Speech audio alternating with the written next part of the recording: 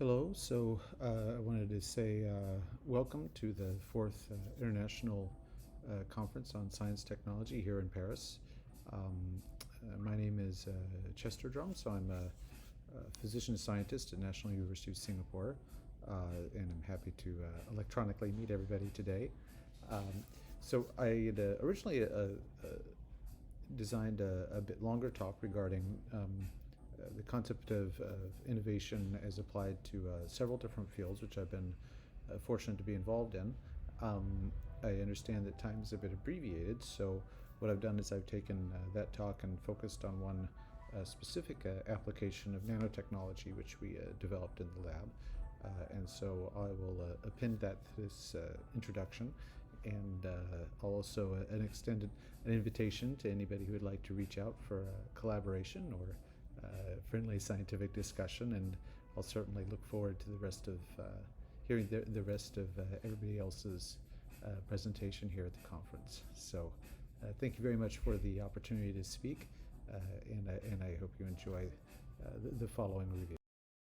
Field is more therapeutic development, generally in the field of nanomedicine. And this project this was actually started at MIT. So this is one project I worked on in Bob's lab, and ultimately has done quite well. So the concept here is small molecules, which is the majority of drugs are given all over the world, of course, have almost complete chemical freedom. You can make just about anything out of chemistry, but they're often limited by the way in which they interact with the drug target. Now, proteins, and so this happens to be an antibody, can bind virtually anything.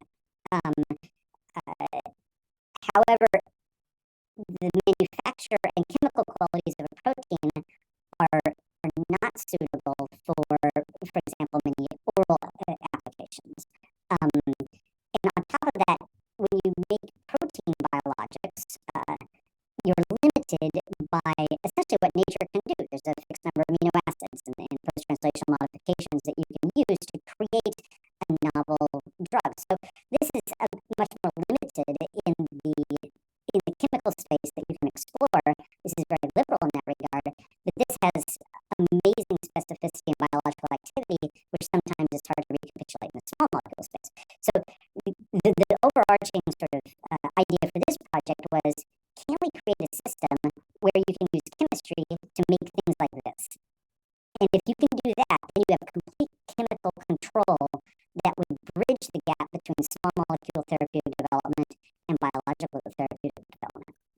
So that was the big idea, to solve the problem of synthetic and macromolecular preparation with a single platform solution, and invent a method for proteins to be created by chemical synthesis and folded into functional form. And we thought nanotechnology would be a good idea for that. So just a brief background even before I was at MIT, I did pure protein chemistry. That's my background, by the way. So if you wonder why in the world am I doing this type of project, that's why. So when I was a graduate student, I did all protein crystallography and biophysics. This is my graduate program, my graduate thesis. And this talk may be the last time I ever get to present it, so I might as well just put it up here. It was quite a nice publication on the cover of Nature back in the day. It's also my inspiration for going forward, in terms of how I think about protein engineering and therapeutic development. So with this, we got really amazing support from SMART. They believed it. you got to have a stakeholder that believes that you're going to get there. The NMRC has also supported me with 2 CSA grants, which really has made my career possible. So I have a deep appreciation for both of these institutions, and I hope we're going to be able to take this grand idea and turn it around into something that really will be world-changing and justify their investment in not just the technology, but my lab as well. So this is an example of what it looks like. So you can take the particle and you can engineer the charge status is inside. This is a CPK rendering of the protein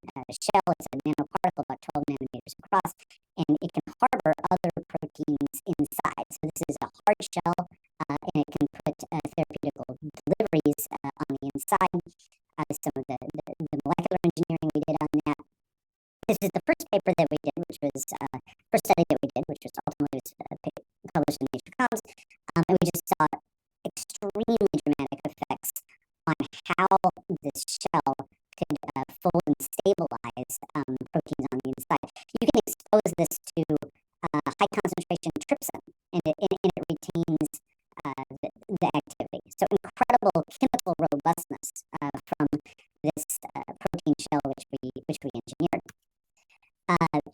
Then the next study was to take that initial observation and move it into something that was essentially industrialized. So could we really take completely unfolded proteins, not connected to the shell, internalize them into our nanoparticle, close the nanoparticle, and take something with no function and no structure, and forcibly fold it into something active. And the thing is, if this is unstructured, this can be synthesized. So DNA synthesis is getting longer and longer. Peptide synthesis is also getting longer and longer. But the difference with peptide synthesis is you're free to use whatever chemical entity you want when you synthesize a peptide by virtue of using a machine. And that's what makes it exciting. You can make an entire protein with the opposite optical chirality if you want to. That's like the incredible freedom you have with chemistry. And so this project took some work. So we decided we were going to prove to the world that this technology works in almost any conceivable case. And so this is how we titrate the particles to create different functions. Even an experiment like this, and I realize it's small, but each one of these is a different formulation of the particle, 3 individual experiments, and then each one of these histograms is a different protein, completely different protein. Some of them synthesized chemically, and some of them created in E. coli and fully denatured to simulate a synthesized peptide. We created an industrialization protocol such that anybody can use this technology to fold in vitro proteins. And to be clear, the application space of this was enormous. So we could go all the way from very small conotoxins, which is hard to even see given the scale, to things like GFP, to bigger and bigger, albumin, to multimers. So alkaline phosphatase is a dimer. This is an ion channel. So we literally, it even works in folding ion channels. This is a trimeric ion channel called OM2A. And then even P53, which is notoriously delicate protein as a tumor suppressor, in a tetramer in its functional form, we even were able to recapitulate high-quality production of P53 in scales that had never been seen before. And then lastly, we wanted to prove that we could have an in vivo effect. So this is yet another type of rendering where we used a layered nanoparticle system to create a catalysis that's not normal for human biology. So you take a prodrug, and an iron reaction center converts that to chemotherapy, and it creates the chemotherapy only at the site of the tumor. And the amazing thing is if you put these particles in and then just give a simple nutritional prodrug, the particles convert that prodrug to a chemotherapy only at the site of the tumor. And you can see our live animal imaging here. And only when you put all that combination together, you can completely regress solid tumors such as breast cancers. That is the model that we've used here.